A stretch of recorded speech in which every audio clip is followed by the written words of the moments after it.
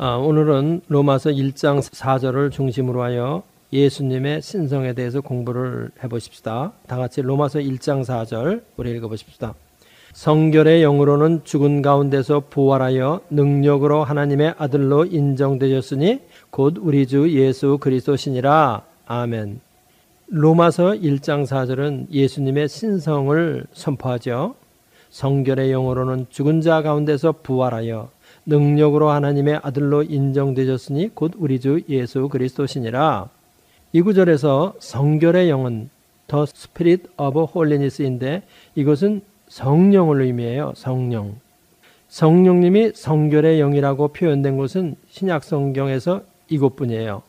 그래서 어떤 사람들은 성결의 영이 인성을 가지신 죄 없는 예수님의 깨끗한 영을 의미한다고 하지만 성결의 영은 성령님으로 해석하는 것이 정론이에요. 이것은 로마서 8장 11절에 의해서도 지지를 받죠. 우리 다 같이 로마서 8장 11절 읽어보십시다. 다 같이 예수를 죽은 자 가운데서 살리신 이의 영이 너희 안에 거하시면 그리스도 예수를 죽은 자 가운데서 살리신 이가 너희 안에 거하시는 그의 영으로 말미암아 너희 죽을 몸도 살리시리라. 예수 그리스도를 죽은 자 가운데서 살리신 이의 영이나 예수님을 죽은 가운데서 부활시킨 성결의 영이나 같은 말이죠. 그래서 성결의 영은 성령을 의미하는 겁니다. 예수님이 하나님의 아들이라고 하는 것은 예수님의 신성을 의미하는 거죠. 예수님의 신성을 의미하는 것이다. 그래서 하나님의 아들로 인정되었다 하는 말은 뭐냐면은 예수님의 신성이 선언되었다 하는 이런 뜻이에요. 하나님의 아들로 인정되었다고 하는 것은 무슨 뜻이냐? 예수님의 신성이 선언되었다 이런 뜻이에요. 예수님이 신성을 가지신 분이라는 사실은 우리의 구원과 직접 관계가 있는 복음의 핵심 부분이기 때문에 상당히 중요해요.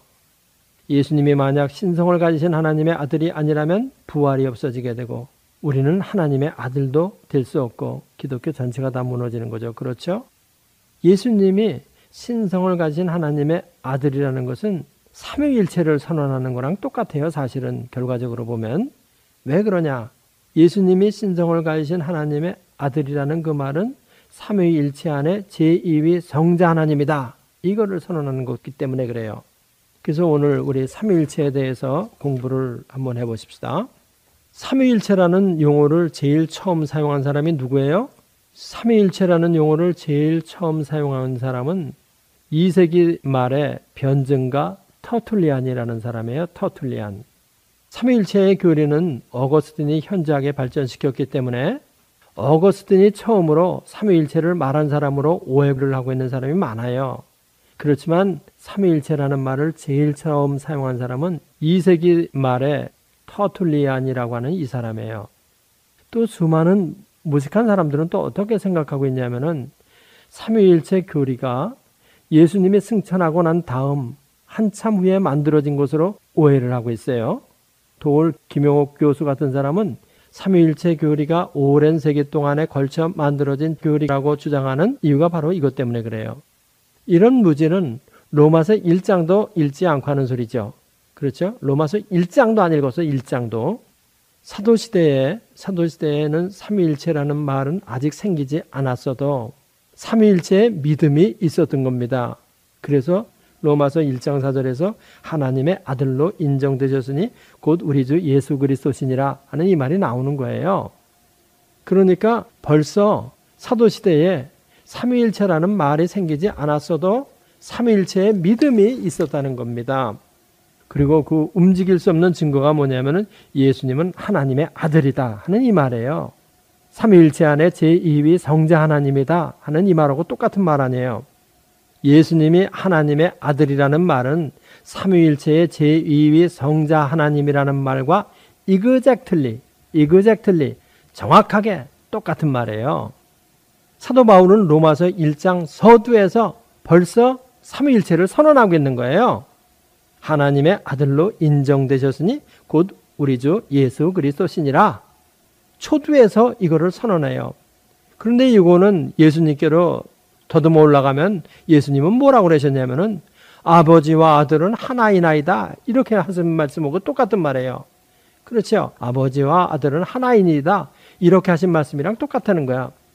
그러니까 예수님과 사도들, 또 바울 사도가 삼위일체라는 용어는 쓰지 않았지만은 삼위일체 신앙을 고백했어요. 그런데 이러한 고백과는 반대로 자기 나름대로 삼위일체를 이해해 보려는 시도가 초대교회 때부터 시작이 됐던 겁니다. 이것은 조잡한 단계에서의 시작이지만은 그 발생 단계를 추적해 보는 것은 우리들의 사고 발전을 위해서 도움이 돼요. 그래서 우리 그 발생기의 이론 공부를 해보십시다. 제일 먼저 생긴 게 이제 가현설이라는 거예요. 영어로는 도세티즘이라고 그러죠. 도세티즘. 예수님이 승천하시고 난 다음 유대인 기독교들 안에서 발생한 이단이 바로 도세티즘이에요. 가현설. 이 가현설이라는 것은 무엇이냐?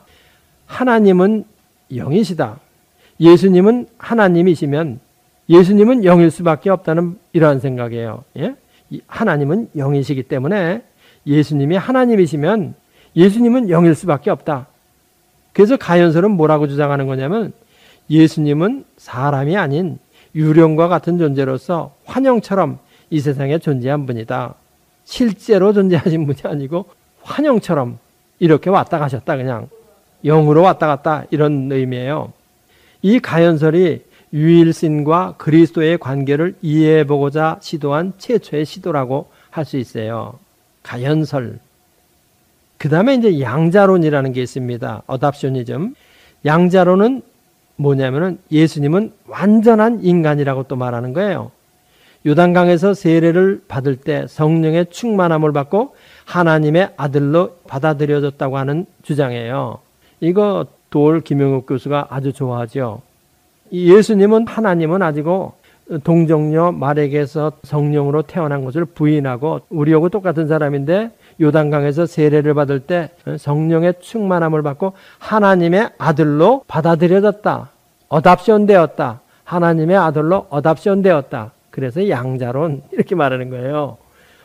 이 사람들은 또 왜 이런 생각을 하게 됐냐면은 세례 요한의 세례가 회개의 세례라는 말 들었죠. 그러니까 예수님이 회개의 세례를 받은 것은 예수님은 회개할 필요가 있는 인간이기 때문에 그랬던 거다. 이렇게 또 아주 자기 나름대로 추측을 해보는 거죠. 예? 그렇지만 예수님이 왜 세례를 받으셨는가? 그거에 대해서는 사도신경 강해에 성령을 믿사오며 그것을 공부할 때 벌써 다 말씀드린 거기 때문에 오늘은 생략하려고 그래요. 양자론, 사람으로 오셨다. 그런데 요단강에서 세례를 받을 때 성령의 충만함을 받고 하나님의 아들로 양자가 되었다. 이거예요. 그것이 바로 양자론. 그 다음에 이제 말시온이단이라는 게 있어요. 이 말시온이단이라는 건 또 뭐냐? 주후 2세기에 말시온이라는 사람이 나타나가지고 이제 떠들었죠. 이 말시온은 뭐라고 그랬냐면은 구약의 하나님은 아주 저급한 신이라는 거야. 낮은 단계에 있는 신이라는 거예요. 그리고 예수님 안에서 나타난 사랑의 하나님이 참신이다. 이렇게 주장하는 거예요. 그래서 구약을 부정해요. 이 사람은. 오직 사도 바울만이 참사도다. 이렇게 말하고 다른 사도들은 모두 유대교에 물든 사람이라고 했어요. 그래서 구약 성경을 다 부인해버려요. 이 사람은. 그리고 신약만 있으면 된다. 이렇게 말하는 사람이에요. 현대 와서는 이제 하르낙이라는 사람이 이런 또 주장을 하게 되죠. 이 하르낙은 그러니까 말시온의 제자라고 우리가 생각할 수 있어요. 이런 이제 이단들이 있었을 때 정통교회 안에서는 어떻게 대응을 했느냐. 언제나 참 이런 이단들이 발호를 할 때 교회 안에서는 참다운 신앙 고백이 무엇인가 하면서 참다운 신앙 고백에 대해서 연구를 하죠. 그거 참 이상해요. 그러니까 예수님께서 그 양무리에 염소를 넣어놓잖아요. 양들은 그냥 놔두면 잘 좋은데요, 자고. 그래서 염소를 거기다 넣으면 염소는 돌아다니면서 양을 받고 다니기 때문에 양들은 깬다는 거지. 좋은 비유가 되는 것 같아요. 그래서 정통교회 안에서는 어떠한 대응이 있었느냐? 2세기 때 이레네우스라는 사람이 하나님의 역사의 다면성을 설명하기 위해서 경세적 삼위일체론을 주장했어요. 경세적 삼위일체론이라는 것은 뭐냐면은 경세적 삼위일체론이라는 건 뭐냐면은 이코노믹 트리니타리아니즘. 아직 삼위일체라는 용어가 이때는 생기지 않았었어요. 그래서 이 경세적 삼위일체론이다 하는 이 말은 후대 사람들이 붙인 거예요. 경세적 삼위일체론은 하나님에 대해서 어떻게 얘기를 하냐면은 하나님은 영원한 존재이시다. God is the eternal being. 그런데 그 하나님은 창조와 구속의 경륜 속에서 자기 스스로를 계시하신다. 이렇게 말한 거예요. 그러니까 이 말은 뭐냐면은 하나님은 영원 전부터 영원 후까지 오직 한 분으로 계신데 당신 자신을 어느 때 나타내셨냐면은 창조를 통해서 또 구속의 경륜 속에서 하나님 당신을 말씀으로 혹은 성령으로 자신을 계시하셨다 하는 이러한 주장이에요. 이 경세적 삼위일체에서는 하나님이 자기 계시를 하신 그때가 언제냐면은 창조 때. 그 다음에 이제 구속의 경륜 속에서 하나님이 자기 계시를 하셨다 이런 거예요. 이 경세적 삼위일체로는 성자와 성령이 영원 전부터 영원 후까지 오직 하나이신 하나님 안에 계셨다 하는 내용을 여기다 덧붙이면 아무런 흠이 없는 이론이에요. 이게 이제 초창기에 발생기에 삼위일체의 정론이 정통신학적 삼위일체 정론이 시작되는 거예요. 다음에 이제 우리가 현재에 믿는 삼위일체론에 대해서 우리가 다시 한번 복습 삼아 공부를 할 필요가 있죠. 예수님이 사도들에게 가르치신 유일하신 하나님의 내용은 뭐예요? 제가 내드린 도표를 잘 보세요. 우리가 믿는 하나님은 성부와 성자와 성령의 세 위격으로 존재하는 한 분의 하나님이다. 그러니까 성부도 하나님이고 성자도 하나님이고 성령도 하나님이에요. 바로 그게 지금 그 도표가 가르쳐주고 있는 거예요. 성부와 성자와 성령은 한 분 하나님이다. 그런데 위격적으로는 구별되는 거예요. 성부는 성자가 아니고 성자는 또 성부가 될 수 없어요. 또 성자는 성령이 될 수가 없고 성령이 성자가 될 수가 없는 거예요. 위격적으로는 구별된다는 거예요. 성부는 성령이 아니고 성령은 성부가 아니에요. 바로 이것이 뭐야? 하나의 본체와 셋의 위격을 가진 하나님이다. 이런 뜻이에요. 우리가 믿는 삼위일체는 뭐냐면은 하나의 본체와 셋의 위격을 가진 삼위일체. 이것을 우리는 믿는 거예요. 성부와 성자와 성령은 세 하나님이 아니고 하나인 하나님이다. 이것은 구약의 유일신과 다른 것이 아니에요. 우리가 이것을 잘 알아야 할 필요가 있습니다. 그렇지만 성부와 성자와 성령은 하는 일은 달라요. 베드로 사도가 아주 잘 표현해 준 게 있죠. 베드로전서 1장 2절 읽어보십시다. 다 같이. 곧 하나님 아버지의 미리 아심을 따라 성령의 거룩하게 하심으로 순종함과 예수 그리스도의 핏부림을 얻기 위하여 택하심을 입은 자들에게 편지하노니 은혜와 평강이 너희에게 더욱 많을지어다. 여기서 하나님은 예제에 미리 아신 자들에 대한 구속을 예정하셨고 예수님은 그의 피로 구속사역을 완성하셨고 성령님은 예정에 의해 구속된 자들을 거룩하게 하는 거예요. 이와 같이 삼위의 하나님은 한 분 하나님이지만은 세 위격으로 계시면서 하는 일은 다르다. 요거예요. 다음에 우리가 공부할 게 뭐냐면 삼위일체 안에서 사도들이 정통신앙을 어떻게 고백했는가. 우리 요거를 한번 공부해 보십시다. 유대교나 기독교에 있어서나 역사적으로 고백하는 하나님은 유일하신 하나님이에요. 유일하신 하나님. 이게 중요해요. 유일신은 영어로는 the only Lord 이렇게 부르든지 아니면 the only God이라고 번역되어 있죠. the only Lord or the only God 이렇게 번역되어 있어요. 예? 유일신은. 그래서 구약에서 유일신에 대해서 어떻게 고백을 하냐면은 신명기 6장 4절 우리 다 같이 읽어보십시다. 이스라엘아 들으라 우리 하나님 여호와는 오직 하나인 여호와시니 우리 하나님 여호와는 오직 하나인 여호와시다. 또 예수님은 하나님을 뭐라고 말씀하셨냐면 요한복음 17장 3절에서 하나님은 유일하신 참 하나님이요 이렇게 고백하시잖아요. 그죠? 여기서 범신론적 가설와는 다른 것을 알아야 돼요. 만유를 지으신 창조주로서의 여호와는 오직 여호와 하나님 한 분뿐이라는 거예요. 다른 모든 범신론적 의미에서 갓들은 다 피조된 갓이라는 거예요. 신약에서는 또 사도들이 예수님을 성자 하나님, 하나님의 아들로 천명하는 거 많이 나오죠. 마태복음 우리 16장 16절 읽어보십시다. 다 같이. 시몬 베드로가 대답하여 가로되 주는 그리스도시요 살아계신 하나님의 아들이시니이다. 베드로가 예수님을 살아계신 하나님의 아들이라고 고백을 하면서 신성을 고백하는 거예요. 또 도마가 어떻게 고백했나 우리 보십시다. 요한복음 20장 28절. 도마가 대답하여 가로되 나의 주시며 나의 하나님이시니이다. 도마가 뭐라고 고백하냐면 나의 하나님이다. 나의 주다. 예수님을 하나님의 아들로 하나님으로 고백하죠. 요한 사도는 이거를 어떻게 또 기록했냐면은 요한복음 1장 1절에 보니까 태초에 말씀이 계시니라 이 말씀이 하나님과 함께 계셨으니 이 말씀은 곧 하나님이시니라. 이렇게 고백했잖아요. 말씀은 하나님이고 하나님은 또 말씀인데 말씀이 육신이 되어 오신 분이 우리 주 예수 그리스도라. 그러니까 하나님이 말씀이 되어서 이 땅 위에 오신 분이 예수 그리스도라 이거예요. 예수님은 하나님이시다 이거죠. 요한복음 1장 14절 우리 읽어보십시다. 말씀이 육신이 되어 우리 가운데 거하심에 우리가 그 영광을 보니 아버지의 독생자의 영광이요 은혜와 진리가 충만하더라. 그러니까 뭐 이건 분명하죠. 예수님 때부터 사도들이 벌써 예수님을 성자 하나님이라 고백함으로 삼위일체 신앙을 고백한 거예요. 벌써 그때부터. 그러니까 삼위일체 신앙이 후대의 교회에서 만들어낸 신앙이다. 뭐 이런 것들은 참 무식이 아주 펄펄 넘치는 소리죠.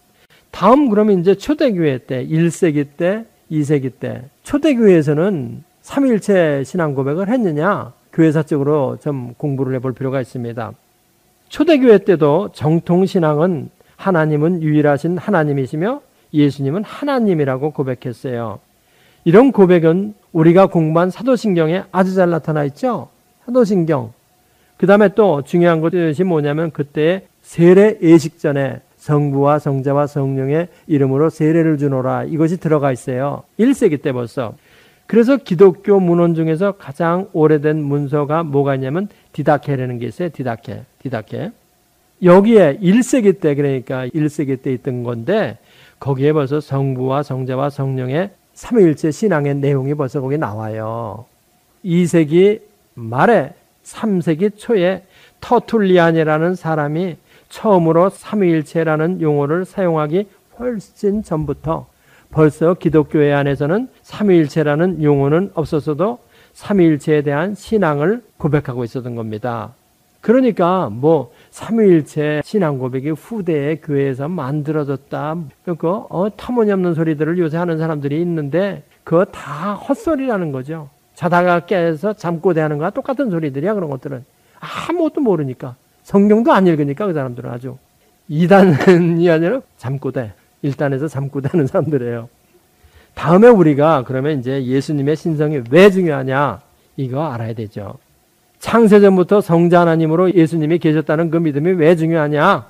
첫 번째로 우리가 알아야 될 것은 예수님께서 하나님이 아니고 하나님과 비슷한 이런 존재라고 한다면은 데미갓, 다신론적 하나님이 되는 거예요. 그렇죠? 하나님도 예배를 하고 하나님과 비슷한 예수님도 예배를 하고 그래가지고 이게 다신론이 되는 거예요. 데미갓. 그러니까 뭘 주장하려면 똑바로 알고 주장을 해야지. 다음에 예수님께서 하나님의 아들이 아니라면 무슨 일이 발생하냐면 우리의 구원은 저 차원의 구원 상태에 머물러 있게 돼요. 당연하죠. 천사가 우리를 구원했으면 천사의 반열에 들어가는 거고 종이 구원했으면 종된 반열에 들어가는 거고 그런데 우리는 하나님의 아들이 오셔서 우리를 구원했기 때문에 하나님의 아들이 되는 구원을 받는 거예요. 그러니까 뭐 이런 걸 모르니까 참 자기 마음대로 막 터진 입이라고 막 떠들어대는 사람들 참 답답하죠. 그런 사람들. 구원을 받은 우리가 하나님의 아들의 신분을 갖게 되는 것은 예수님께서 하나님의 아들로서 하나님의 생명인 영생을 우리에게 줌으로 그것이 현실화되는 거예요. 그렇죠? 다음에 하나님이 삼위일체로 계시지 않으면 예수님이 제2위 성자 하나님이 아니면 여러분과 나의 구원도 또 없어진다는 걸 알아야 돼요. 하나님의 아들이 안 되는데 무슨 구원이 있어. 그렇죠? 그 다음에 예수님이 신성이 없으시면 우리가 하늘의 것으로 덧입는 성화도 다 헛것이 되는 거예요. 예수님이 하늘로부터 오신 하나님의 아들이기 때문에 우리가 하늘의 것으로 덧입는 성화가 이 세상을 살면서 끊임없이 계속되는 거예요. 그러다가 육신의 눈을 딱 감으면 하나님의 나라로 직행해서 들어가게 되는 거예요. 하나님의 아들이니까. 우리 고린도전서 15장 47절 49절 읽어보십시다. 다 같이. 첫사람은 땅에서 났으니 흙에 속한 자이거니와 둘째 사람은 하늘에서 나셨느니라. 무릇 흙에 속한 자는 저 흙에 속한 자들과 같고 무릇 하늘에 속한 자는 저 하늘에 속한 자들과 같으니 우리가 흙에 속한 자의 형상을 입은 것 같이 또한 하늘에 속한 자의 형상을 입으리라. 아멘. 흙에 속한 자의 형상을 가진 우리가 하늘에 속한 자의 형상을 입고 날마다 성화돼가는 성화의 삶을 지금 살고 있는 겁니다.